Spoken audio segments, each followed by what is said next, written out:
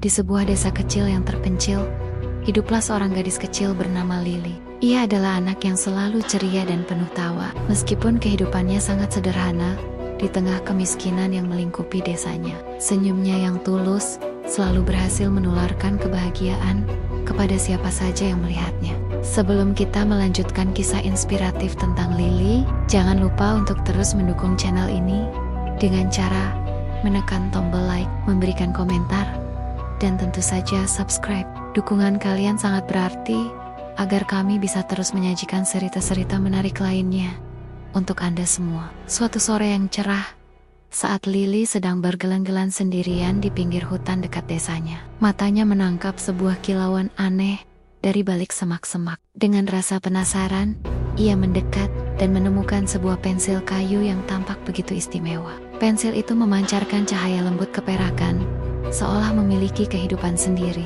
Lily belum pernah melihat benda seindah itu sebelumnya. Ia pun memungut pensil berkilauan itu dan membawanya pulang, merasakan kehangatan aneh saat menggenggamnya. Sesampainya di gubuk kecilnya, Lily duduk dan mengeluarkan pensil temuannya. Masih diliputi rasa penasaran, ia iseng mencoba menggambar sesuatu di atas selembar daun kering. Ia menggambar sekuntum bunga mawar dengan kelopak yang merekah indah. Betapa terkejutnya Lily ketika gambar itu tiba-tiba bersinar terang, dan dalam sekejap, sekuntum bunga mawar yang persis seperti gambarnya muncul secara nyata di tangannya. Bunga itu begitu segar dan harum, seolah baru saja dipetik dari taman terindah.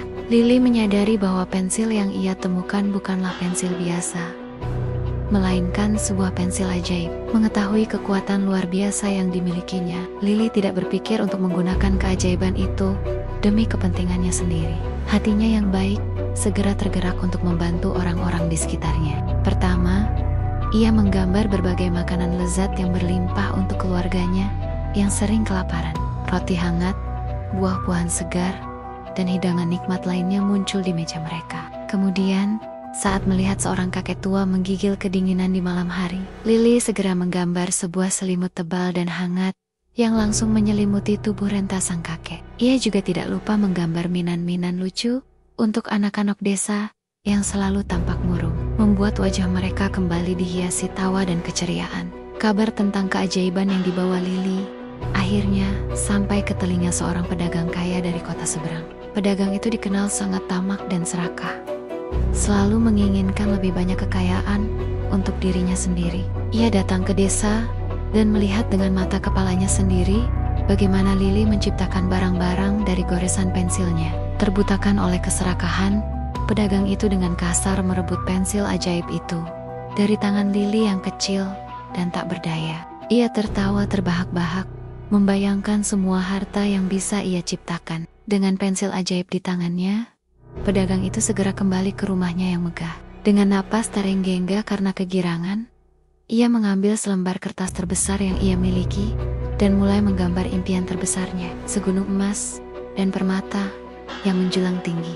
Ia menggambarnya dengan penuh nafsu, membayangkan dirinya menjadi orang terkaya di seluruh dunia. Gambar itu pun mulai bersinar terang, lebih terang dari apapun yang pernah Lily ciptakan. Namun, keajaiban yang terjadi sungguh di luar dugaannya. Alih-alih segunung emas yang muncul, gambar itu justru berubah menjadi sebuah sangkar besi yang kokoh dan besar. Sangkar itu muncul begitu cepat dan langsung menjebak si pedagang tamak di dalamnya.